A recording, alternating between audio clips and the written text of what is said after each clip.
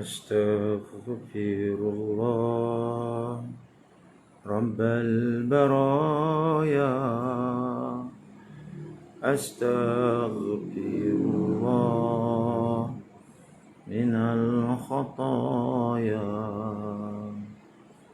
أستغفر الله رب البرايا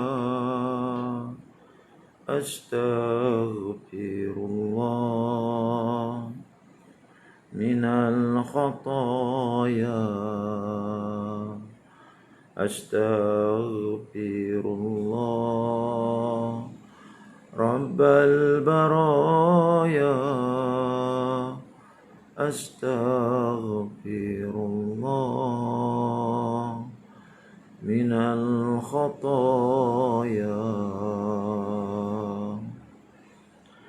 Assalamualaikum warahmatullahi wabarakatuh. Sama-sama kita buka majlis kita dengan membaca Ummul Kitab Al-Fatihah. A'udzu billahi minasy syaithanir rajim. Bismillahirrahmanirrahim. Alhamdulillahi rabbil alamin. Ar-Rahmanir Rahim. مالك يوم الدين إياك نعبد وإياك نستعين اهدنا الصراط المستقيم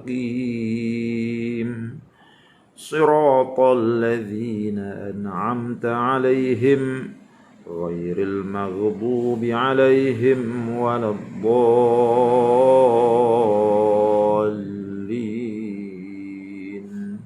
Amin. Sama-sama kita berselawat ke atas Nabi 10 kali. Inna Allah wa malaikatahu yusalluna 'alan nabi ya ayyuhalladzina amanu sallu 'alaihi wa sallimu taslima. Allahumma salli 'ala sayyidina Muhammadin wa 'ala ali sayyidina Muhammad. اللهم صل على سيدنا محمد وعلى آل سيدنا محمد. اللهم صل على سيدنا محمد وعلى آل سيدنا محمد. اللهم صل على سيدنا محمد وعلى آل سيدنا محمد. اللهم صل على سيدنا محمد وعلى آل سيدنا محمد. اللهم صل على سيدنا محمد وعلى آل سيدنا محمد. اللهم صل على سيدنا محمد وعلى آل سيدنا محمد. اللهم صل على سيدنا محمد وعلى آل سيدنا محمد. اللهم صل على سيدنا محمد وعلى آل سيدنا محمد. اللهم صل على سيدنا محمد وعلى آل سيدنا محمد. اللهم صل على سيدنا محمد وعلى آل سيدنا محمد. السلام عليكم ورحمة الله وبركاته. الحمد لله رب العالمين وبه نستعين على أمور الدنيا والدين. أشهد أن لا إله إلا الله وأشهد أن محمدا عبده ورسوله. اللهم صل على سيدنا محمد وعلى آله وأصحابه أجمعين. أما بعد. Alhamdulillah, kita ucap syukur pada Allah Subhanahu wa taala pada pagi yang mulia ini dapat sama-sama kita bertemu di dalam program membaca hadis-hadis dari kitab Riyadhus Shalihin. Kita masih lagi berada dalam bab al-wara' yang telah kita bincangkan kemarin. Ya, tuan-tuan yang dihormati sekalian, Telah kita sebutkan semalam bahawa dalam perbuatan manusia di atas dunia ini dia terbagi kepada 3. Ya, yang pertama sekali sesuatu yang baik. Sesuatu yang baik. Baik itu artinya yang halal. Ya, sesuatu yang baik, yang halal dan memberi manfaat. Ya, yang kedua sesuatu yang bahaya. Maksud bahaya di situ adalah sesuatu yang membawa kepada haram, membawa kepada makruh. Ya, dan yang ketiga sesuatu yang tidak bahaya. Dia tidak haram, dia tidak makruh, tetapi dia tidak ada manfaat. Ini ada 3. Lagi sekali kita ulang. Perbuatan kita di atas dunia ni ada 3 perkara. Yang pertamanya sesuatu yang tidak bahaya. Artinya benda tu halal dibuat dan bermanfaat. Halal dibuat dan bermanfaat untuk dunia dan juga untuk akhirat. Yang kedua sesuatu yang bahaya. Maksud bahaya di sini ialah yang haram ataupun yang makruh. Dan tidak ada manfaat lah. Dan yang ketiga sesuatu yang tidak bahaya. Artinya dia tidak haram, dia tidak makruh, tetapi tiada manfaatnya. Tiada manfaatnya. 3 perkara ini. Jadi daripada 3 perkara ini, orang yang warak hanya melakukan perbuatan yang pertama sahaja, yang kita sebutkan tadi, yaitu sesuatu yang tidak bahaya, iaitu sesuatu yang halal. Sesuatu yang halal dan membawa kepada manfaat. Bukan saja halal. Ya, orang yang warak bukan saja memikirkan persoalan halal, tetapi dia memikirkan juga persoalan ada manfaat untuk dia ataupun tidak. Kadang-kadang ada juga benda yang halal yang tidak membawa manfaat. Ya, jadi sesuatu yang halal tetapi tak bawa manfaat, orang warak tidak akan melakukannya. Walaupun dia halal, tetapi dia tak bawa apa-apa manfaat dunia akhirat. Orang warak tidak akan melakukannya. Itu sebagai ulangan daripada pelajaran kita yang semalam. Mari kita teruskan membaca hadis berkaitan dengan al-wara' ini. Ya. Hari ini kita masuk kepada hadis yang kedua dalam bab wara' ini.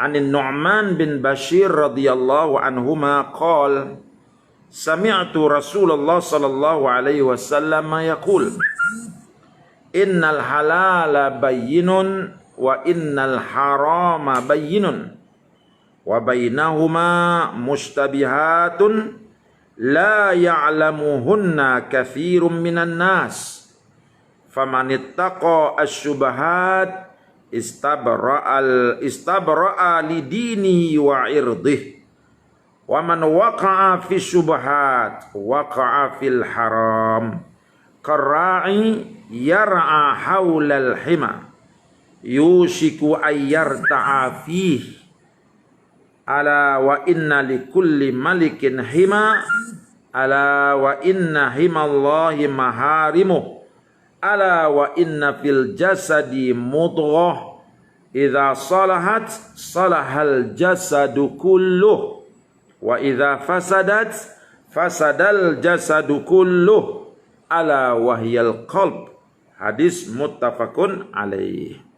Hadis ini hadis yang sahih yang disepakati oleh Al-Imam Bukhari dan juga Imam Muslim. Satu hadis yang cukup kuat pendalilannya. Maksudnya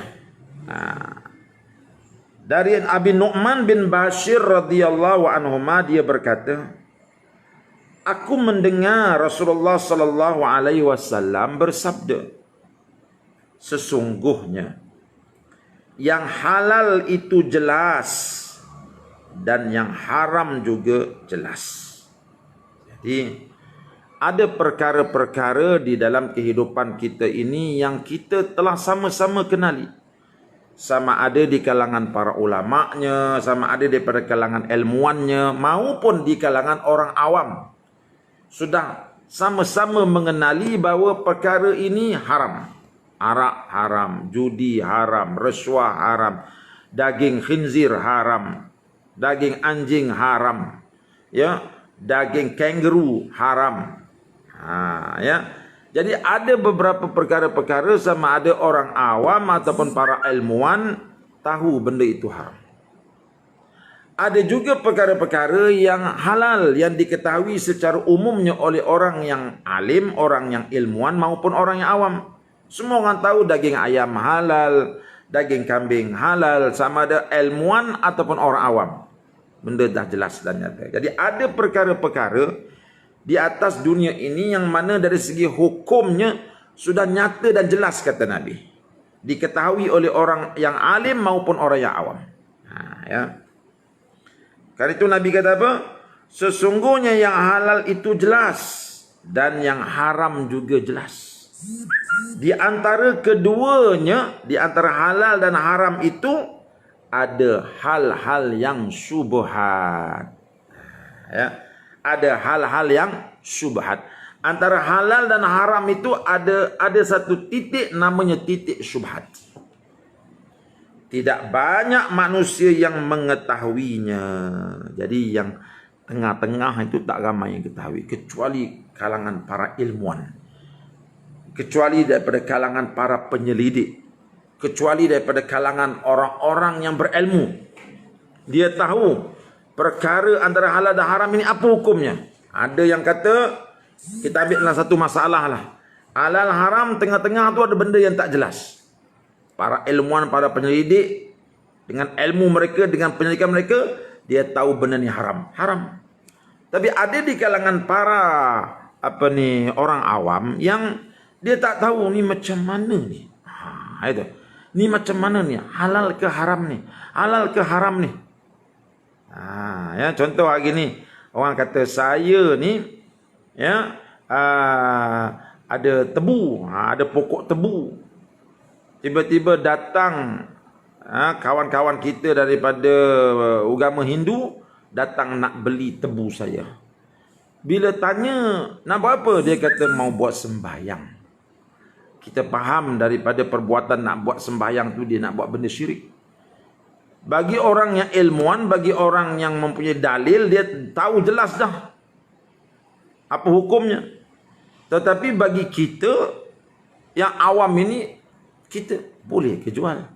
Kalau aku jual, dia akan gunakan untuk benda syirik. Tetapi kalau dia beli beras pun, dia boleh guna untuk benda syirik juga. Halal pula jual. Boleh ke tak boleh ni? Kita jadi rasa boleh ke tak boleh. Kita tidak ada dalil yang jelas, kita tidak ada nas yang jelas, alasan yang jelas untuk menghukumkan benda itu halal ke haram. Ini benda syubhat. Ya, ini benda syubhat. Dan benda syubhat ini status hukumnya hanya diketahui oleh orang-orang yang dibuka pintu hatinya oleh Allah SWT dengan ilmu, melalui pembacaan dia, melalui penyelidikan dia, melalui pengajian dia. Barang siapa yang berhati-hati dari syubhat, maka akan bersihlah agamanya dan kehormatannya. Jadi Allah bagi, Nabi bagi penyelesaian. Kalau kamu sampai kepada perkara yang syubhat itu, apa kamu kena buat? Kena cari jalan ke nak sedapkan hati? Ambil jugalah, takwilkanlah, carilah alasanlah. Tak, Nabi tak kata gitu. Bila kamu sampai kepada peringkat syubhat ini, elakkan diri. Dia belum tentu haram lagi. Betul, dia belum tentu haram. Tetapi Nabi memberi panduan. Bila dah datang rasa syak wa sangka itu namanya syubhat. Maka jauhkan diri kamu daripada syubhat itu. Jauhkan diri kamu daripada syubhat itu. Karena barang siapa yang menjauhkan dirinya daripada syubhat, maka terselamatlah agamanya dan juga terselamatlah kehormatan dirinya. Selamatkan diri kita. Dan benda itu kita tak tahu statusnya boleh ke tidak boleh. Selamatkan diri kita. Ya, itu yang para ulama dalam kaedah mereka beritahu, apabila berhimpun halal dan haram, apabila berhimpun dalam satu perkara halal dan haram, benda ni halal ke haram, halal ke haram, ghulibal haram, dimenangkan haram. Anggap benda itu haram, sudah. Sebab benda itu sudah berada dalam peringkat yang syubhat, kita tak jelas, tinggalkan. Barang siapa yang mengamalkan pendirian, meninggalkan benda yang tidak jelas, orang ini orang yang terpuji. Dia sudah dapat menyelamatkan agamanya, dan dia sudah dapat menyelamatkan kehormatan dirinya. Jadi dia orang yang berprinsip. Dia orang yang menjaga agama. Ya. Barang siapa yang terjerumus ke dalam yang syubhat, maka ia akan terjerumus ke dalam yang haram. Benda syubhat, tak nampak, tak jelas halal haramnya. Ya, oh dia jalan juga, tak apalah, cari jalan untuk sedapkan hati, terjah aja. Nabi kata orang itu akan terjerumus ke lembah yang haram. Sebab apa? Sebab kita orang Islam ini diajar membuat sesuatu dengan yakin. Yakin tentang hukumnya. Jelas dulu hukumnya baru kita pergi. Sebab dalam diri kita ini, kita orang Islam ini, boleh tidak boleh kita melakukan sesuatu berdasar kepada hukumnya. Bila hukumnya tak boleh, maka kita takkan buat. Ini prinsip kita orang Islam. Bila hukumnya kata haram, makruh, kita takkan buat. Bila hukumnya kata halal ataupun sunat, kita akan buat. Ini prinsip kita yang tak akan berubah. Tiba-tiba datang satu perkara yang kita tak tahu halal ke haram. Jadi bagaimana kita orang Muslim yang hidup diajar berprinsip, yang halal kita boleh buat, yang sunat elok kita buat, yang haram wajib kita tinggal, yang makruh elok kita tinggal. Ini prinsip kita. Tiba-tiba datang satu perkara yang tak ada hukumnya, takkan kita nak terjah. Bila kita terjah, bermakna kita sudah melanggar prinsip kita sebagai seorang Muslim. Kita telah melanggar prinsip kita sebagai seorang Muslim yang hidup kita disuluh oleh hukum. Tiba-tiba perkara tersebut tidak ada hukum di atasnya. Tak jelas hukumnya. Halal ke haram ke, tak jelas. Sedangkan kita diajar untuk berpegang kepada hukum. Hidup kita disuluh oleh 5 hukum ini.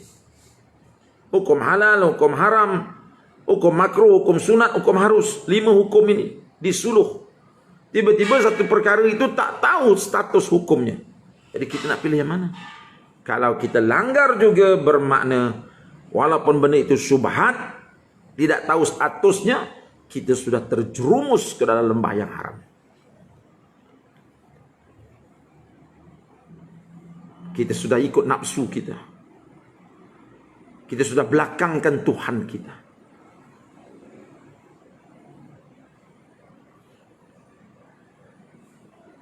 Bagaikan pengembala yang mengembala haiwannya di sekitar tempat terlarang. Ini Nabi nak buat perumpamaan. Kita ni orang mukmin, orang Muslim, tiba-tiba kita ni terjumpa satu perkara yang hukumnya syubhat, statusnya syubhat. Ketika itu, bagaimana keadaan kita? Nabi kata, bagaikan pengembala yang mengembala haiwannya di sekitar tempat terlarang. Hampir saja haiwan-haiwan itu bermain ke dalamnya. Samalah seperti kita, orang yang duduk di tempat bertemu dengan perkara-perkara syubhat ini, dia seperti pengembala yang bawa kambing. Kita bawa kambing kita 100 ekor. Kita suruh kambing kita meragut rumput di sebuah ladang. Ladang di sebelah itu pula ladang milik orang lain. Ladang ini ladang kita, tapi kita bawa kambing kita dekat sempadan betul-betul. Sempadan tu pula tak ada pagar. Kita bawa kambing kita meragut di padang rumput kita. Tetapi bawa kambing itu duduk betul-betul dekat sempadan. Sebelah sana tu aja dah tanah orang lain, rumput orang lain. Di antara tanah kita dengan tanah dia tak ada pagar. Kita bawa kambing meragut betul-betul dekat sempadan itu. Agaknya, mampukah kita mengawal kambing-kambing kita tadi daripada menyeberangi sempadan dan makan rumput orang itu? Tak mampu. Kita tak mampu. Begitulah perumpamaannya orang yang berada pada situasi dalam menilai perkara itu halal atau haram. Dia berada dalam syubhat, dan bila syubhat, bila-bila masa saja dia boleh terjerumus dalam perkara yang haram. Sebab itu perlu dikaji dulu, perlu diteliti dulu. Tapi kalau tak sempat nak kaji, tak sempat nak teliti, tinggalkan. Cari benda yang lebih jelas hukumnya, yang kita tahu statusnya, yang ini halal, yang ini harus, yang ini sunat.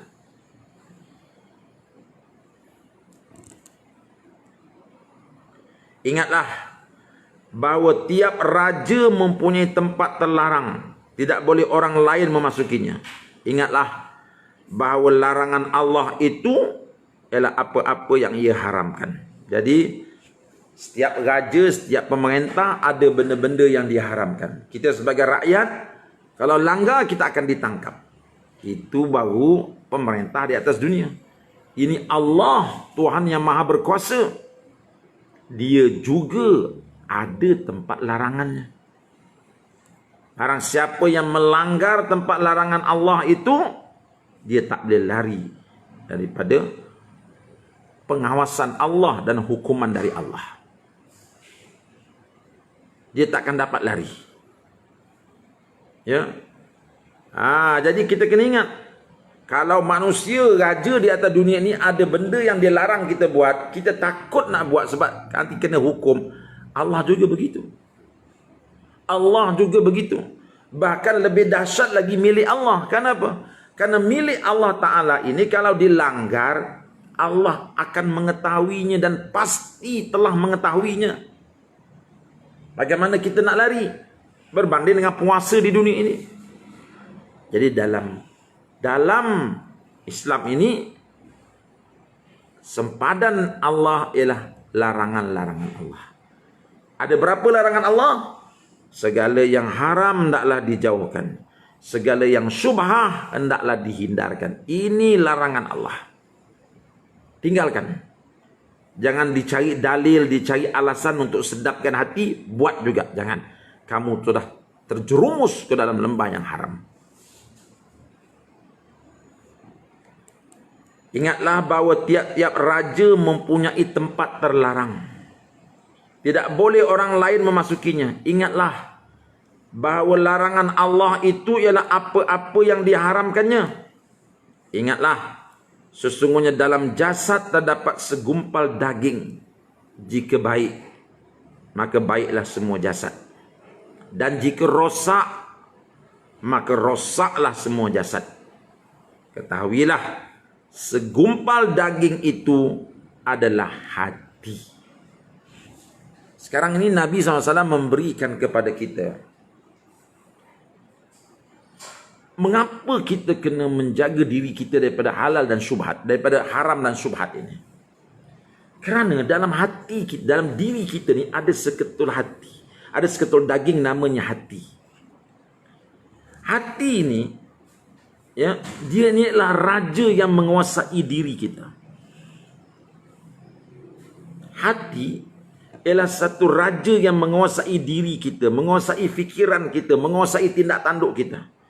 Apa yang kita lakukan ini ialah arahan daripada hati. Hati ini, kalau dia baik, maka semua panca indera akan buat benda yang baik. Hati ini, kalau dia jahat, semua panca indera dia, mata, telinga, hidung, tangan, kaki, semua akan buat benda jahat. Ini besarnya hati. Dan hati itu, kesihatannya, keadaannya ditempa oleh makanan. Hati itu, kesihatannya, keadaannya ditempa oleh perbuatan kita. perbuatan kita, pemakanan kita, peminuman kita, penglihatan kita, pendengaran kita, hati itu ditempa oleh semua benda-benda ini. Bayangkan bila penglihatan kita, pendengaran kita, pemakanan kita, semuanya menuju kepada yang haram, maka betapa rosaknya hati kita itu.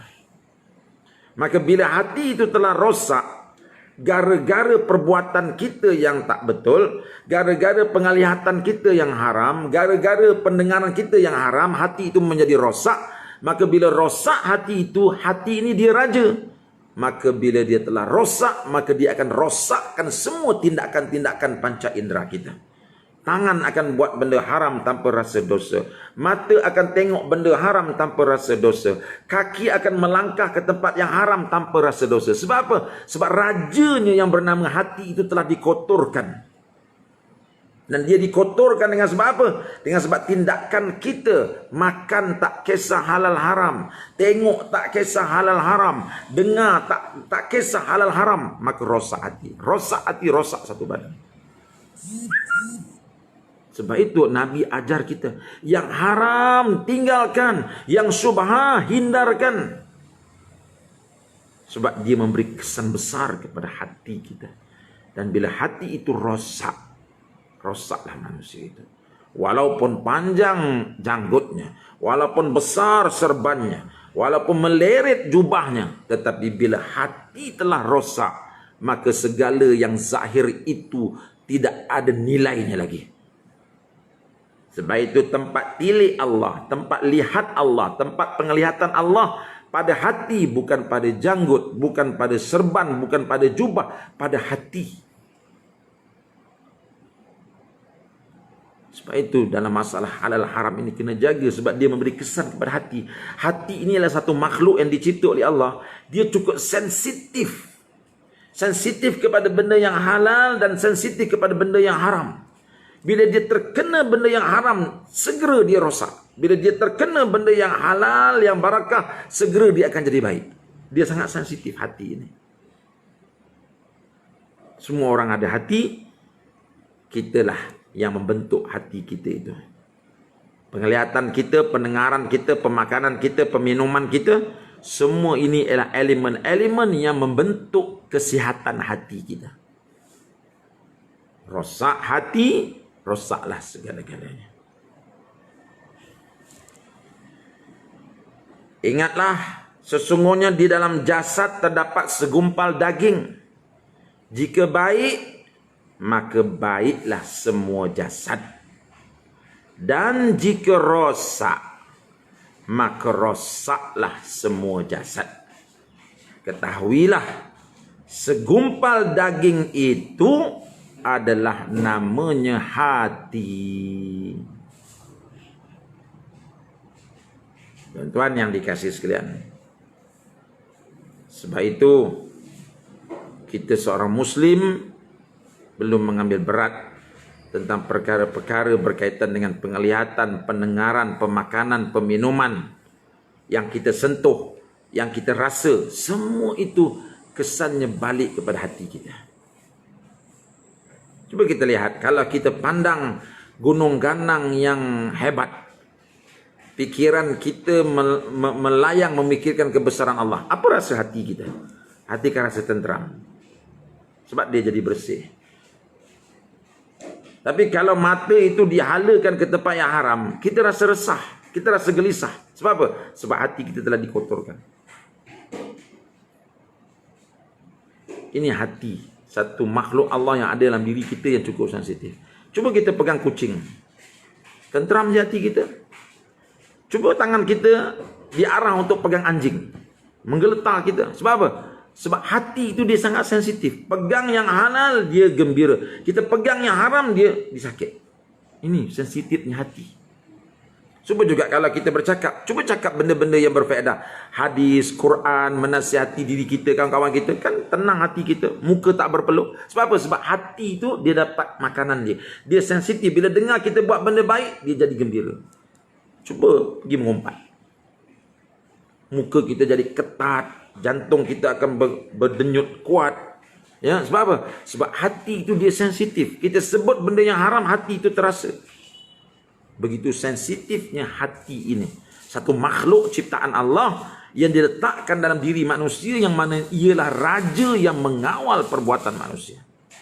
Tetapi kitalah yang menempanya, yang membentuknya. Inilah dia. Nabi kata, benda itu namanya hati. Tuan-tuan yang dihormati sekalian, sebab itu semalam kita ada baca satu hadis Nabi SAW. Kita ulang balik hadis itu yang berkaitan dengan hati ini.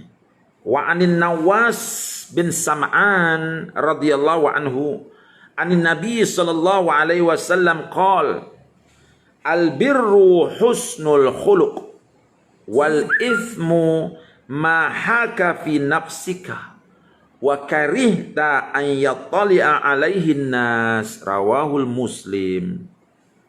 Apa maknanya? Dari An-Nawas bin Sam'an radhiyallahu anhu dari Nabi sallallahu alaihi wasallam. Apa sabda Nabi? Nabi bersabda, al-bir, yakni kebaikan, bakti, adalah akhlak yang baik. Kalau kita buat kebaktian, Nabi kata itu akhlak yang baik. Ya, segala bentuk kebaktian yang kecil yang besar, semua itu akhlak yang baik kata Nabi. Dan dosa adalah segala sesuatu yang meragukan hati. Ya, bila kita buat kebaikan, hati tenang. Tetapi bila kita buat sesuatu yang berdosa, maka dia akan meragukan hati. Hati akan rasa tak sedap. Dan kamu benci apabila manusia melihat kamu melakukan perbuatan itu. Jadi bila kita buat benda haram, pasti kita tak mau orang lain lihat. Itu jelas benda itu haram. Dan hati kita akan memberontak. Sebab kena ingat, hati kita ini dia keluar ke alam dunia ini bersama kita membawa fitrah yang bersih. Asalnya putih berseri. Sebab itu dia nak diri dia sentiasa diputihkan, baru dia tenang. Macam tuan-tuan lah, keluar daripada rumah pagi-pagi dengan dah mandinya, dengan dah